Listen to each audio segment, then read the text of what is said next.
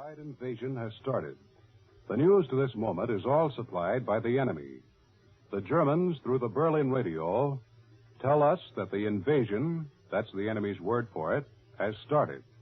There is no Allied confirmation. Shortly after 1 a.m. Eastern Wartime, Columbia's shortwave listening station heard the Berlin radio make this announcement, quote, "Here is a special bulletin. Early this morning, the long-awaited British and American invasion began when paratroops landed in the area of the Somme estuary. The harbor of Le Havre," the Berlin broadcast went on, "is being fiercely bombarded at the present moment.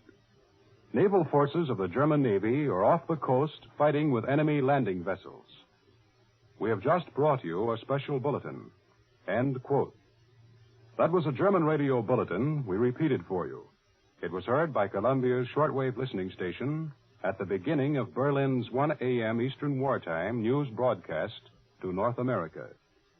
It was repeated in the middle of the program, and there is no confirmation from any Allied source. In fact, the War Department in Washington says it has absolutely no information on these German radio reports. Here's a bulletin from London. Shortly before 1 a.m. Eastern Wartime, the BBC broadcast the Allied High Command's urgent instructions to Holland, advising all people living within 18 miles of the coast to leave their homes immediately and also to keep off roads, railways, and bridges. This may have been another of the series of instructions the Allied High Command has given the people of Europe. The German-controlled Paris radio at 12:45 Eastern Wartime did not mention any invasion in its news bulletins. The Associated Press recorded a German radio broadcast with the same so-called invasion news. Before we read you the broadcast recorded by the Associated Press, please remember two things. Prime Minister Churchill has warned us that there will be many Allied feints, deceptive moves. And we've also been told to expect an invasion story similar to that we're now relaying to you from the Germans. In this way, the Nazis might hope to make the patriots in the conquered countries reveal themselves, and thus reduce the effectiveness of these groups when our landing does actually start. Now, here's the Transocean broadcast. Quote, "Early Tuesday morning, numerous landing craft and light warships were observed in the area between the mouth of the Somme and the eastern coast of Normandy. At the same time, paratroops were dropped from numerous aircraft on the northern tip of the Normandy Peninsula.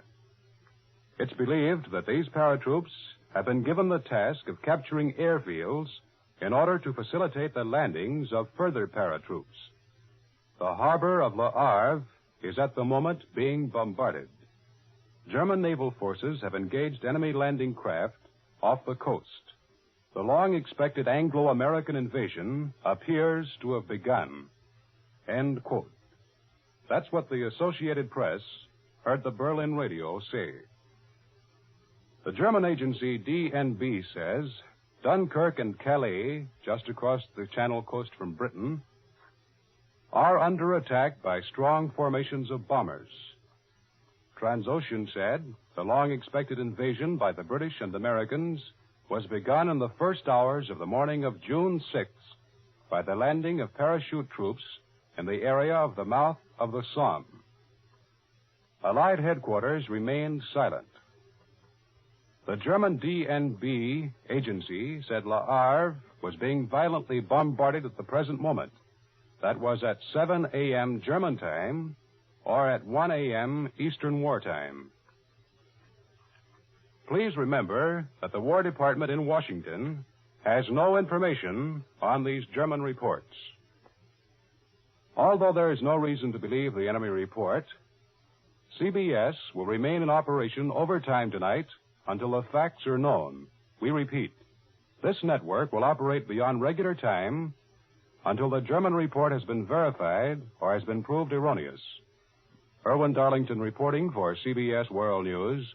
This is CBS, the Columbia Broadcasting System.